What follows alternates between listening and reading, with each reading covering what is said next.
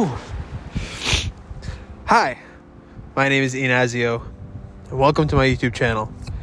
I wear transition lenses, not sponsored.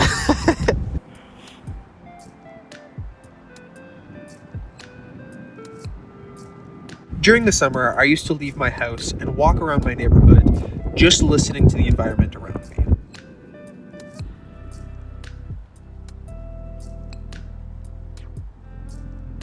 Taking in your surroundings and listening to the world can really help you pinpoint the minute details. And if you freak out about the small stuff, then I think your lyrics might get a lot better.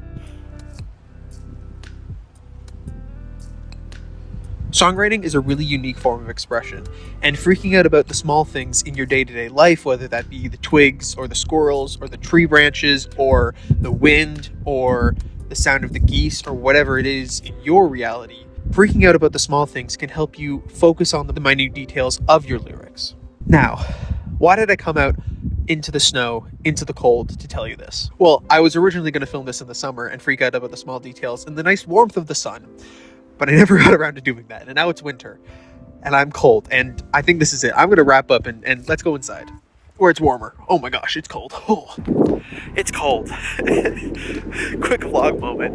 It's really cold. I was going to sit out there a little while longer and talk about lyrics and how unique they are, that not every song your lyrics will be written the same way, and that songwriting is something that can be so multifaceted and so unique in so many different ways. Except I got too cold. So let's head inside and actually talk about that, maybe with some better audio too. Okay, I'll see you in there.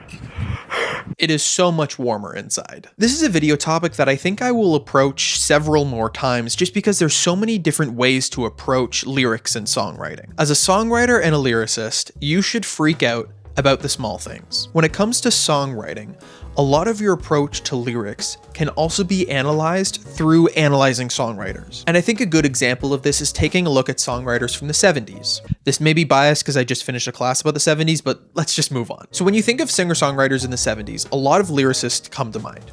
Joni Mitchell, James Taylor, Gordon Lightfoot, so on and so forth. Simon and Garfunkel, another one. And one of the new ideas or the new concepts that came out of the 70s was the idea that the personal is political. And I think that's where I want to start my conversation about lyrics and songwriting. The idea that the personal is political, and that's why you should freak out about the small things. In brief, to summarize an entire decade, let's just do that casually. In the context of the 70s, what the personal is political means is a lot of singer-songwriters were writing about their experiences in the 70s and what they were actually seeing, and realizing what they were writing about was also related to the political landscape.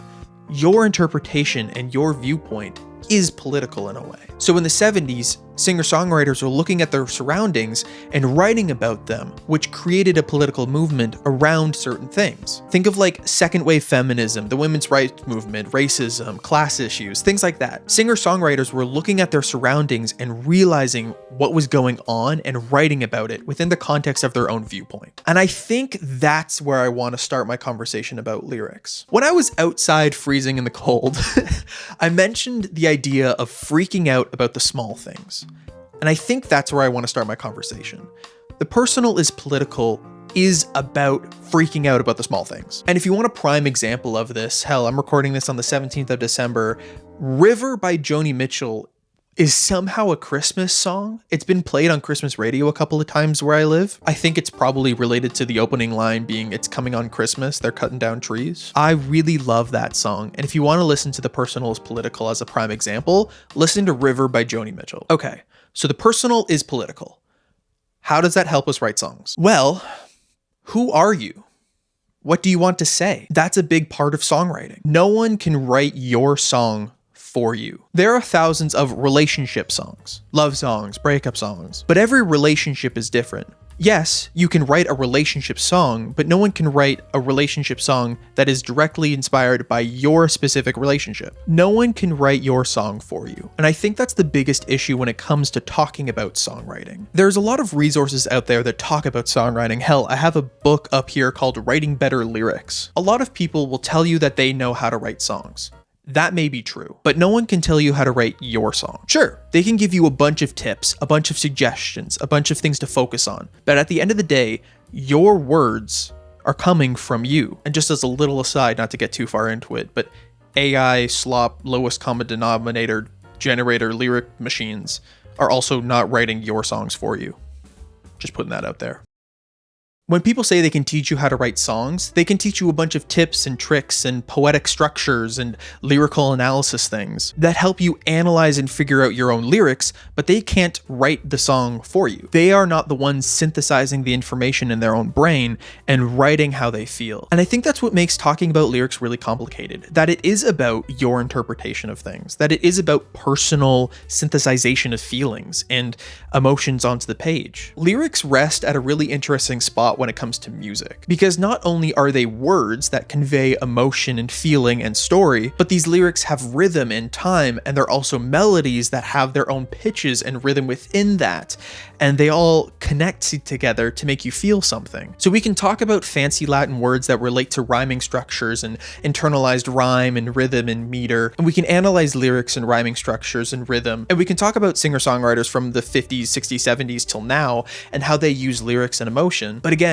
they're synthesizing their own feelings to write these songs. I don't know how valid this take is, because it could just be my own confirmation bias of my algorithm pushing music that it thinks that I will like. But I think that's why we see the rise of artists like Lizzie McAlpine and Noah Kahan nowadays, because they're writing their own songs and using their own feelings and emotions to write the lyrics that we then can relate to. Because we as empathetic humans relate to other people's feelings. When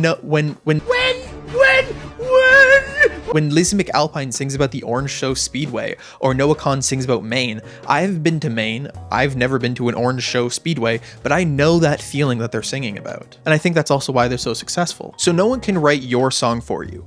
But let me give you a couple of tips that I know help me write my songs, and maybe you can use them to write your own songs. You kind of have to freak out about the small things. You gotta look up and take a look around and where you are every now and again. What I did over the summer was I sat outside for 15 to 30 minutes and just listened. And I didn't meditate. I don't really know how to meditate. I just sat and thought. I looked at the grass. I listened to the birds. And I know it's a bit plain to say that, but sometimes resting with yourself and your own thoughts help you synthesize different lyrics and different ways of feeling. And take a look around. What's around you? How would you write that? How does it make you feel? And another thing I think about when writing lyrics a lot is, what's the best way of saying what I want to say? In other words, is there a way for me to convey this emotion without directly saying, I feel sad, or I feel happy, or something like that? And that's no tea, no shade towards Pharrell Williams' Happy, because again, the context of the song is also important. Sometimes you need a song that just says, because I'm happy, and that's just as good as something that's like Leonard Cohen's Hallelujah. You know what I mean? Both those songs are equally valid as songs. I'm not saying one is better than the other. But in taking a look around and pausing for a moment, you can think about what is the best way of saying what you're trying to say. It's kind of similar to that like film thing about show, don't tell. Like, how can you say something indirectly, but also convey the meaning that you're trying to get across? The idea of saying something in a roundabout way that gets the same point across, but isn't using the direct words. There are probably hundreds and hundreds of ways, through metaphors and literal examples and figurative examples and talking around the point or directly talking about it, to say the words, I'm mad at you, or I love you. There's a term that I'm totally gonna mispronounce that looks like this, which is pronounced sine which means in a roundabout way to understand a small part of something that is connected to an entire whole. So if I said there's a smile in the kitchen, you would understand that there's not just a free-floating mouth in the kitchen, that smile would be connected to a human being. How many different ways, or through different actions, can you think of ways to say the same thing that you're trying to get across? Take a shot for every time Ian says the word ways. Songwriting, like making music, takes a lot of trial and error and practice and being vulnerable with yourself and making music that sucks to find out how you write songs. I talked about lyrics a little while ago in a video that I'll link in the description, where I commented on Ed Sheeran's metaphor of songwriting. He said it was like a dirty tap in an old house. You turn the tap on and like mud and gunk is gonna come through the tap, but eventually you get some water, and every now and again you'll get some gunk, but most of the time it'll just be water. And then eventually it'll only be water. And that metaphor is really, really good when it comes to writing songs. but I do think the analysis of your lyrics is just as important. To make a really smooth segue, I want to talk about some of my lyrics for my 2 songs that I just released that I think I did a really good job on that might be helpful to you when writing your own songs. Now, I don't want this to come across as if I am the greatest songwriter of all time TM and perfect at songwriting and the best ever and can do no wrong. That's not at all what I'm saying. I just think I did a pretty good job on these 2 songs, and I think you'll really enjoy them, and I did some pretty interesting things lyrically that I think we can talk about, and it'll be really interesting. First things first, these songs are yours. Yes, I wrote them, I produced them, I mixed them, mastered them, and released them. But I have no control over what the music means to you, how the lyrics make you feel, and what that means. They're your songs now. They're our songs. They're our songs. Not to bring up Ed Sheeran again, but he had this thing, and I think a documentary or somewhere. If I can find a clip, I'm gonna put it right here. If I didn't, there was just gonna be blank silence there. Where he talks about songs being really interesting creatures. Because they're yours up until you share them with the world, and then the world has the control of the songs and what the songs mean and how they make everyone feel. Because yeah, the song makes me feel something, but if it makes you feel something different, then that's just as good. I'm going to talk about It Was a Good Night first. One thing that we haven't talked about yet when discussing lyrics is sometimes your lyrics dictate your song structure. So It Was a Good Night is composed in the AABA song structure, similar to Boulevard of Broken Dreams, but there's no chorus, so the lyrics are through composed. The lyrics were written before the production happened, which dictated how I produced the song. Nothing at all was the entire opposite of that.